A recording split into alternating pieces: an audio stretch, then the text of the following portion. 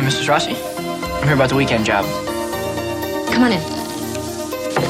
They put him in a veteran's home, but he hated it. Colonel's a gentleman. A real hero. This is some guy. Down deep, the man is a lump of sugar. Get in here, you idiot. What do you want? What do you mean, what I want? What do you want here? I want a job. A job. I promise you an easy $300. I don't get an easy feeling. How's your skin, son? I like my aides to be presentable.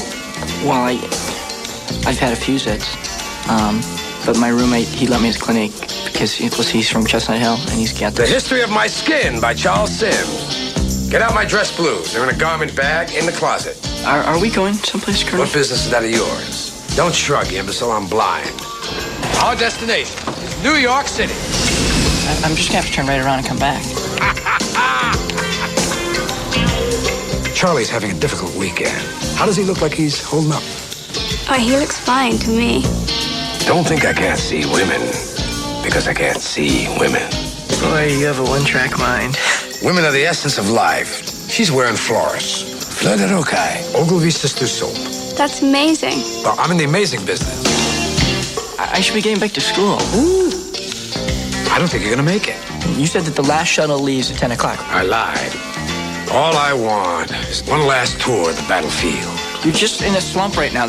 How would you know? Watching MTV all your life. Ooh. From Martin Brest, director of Midnight Run and Beverly Hills Cop. Make your own rules. Be your own board of governors. Pay your own dues. I don't know whether they shoot you or adopt you. It's not much of a choice, is it, sir? Al Pacino.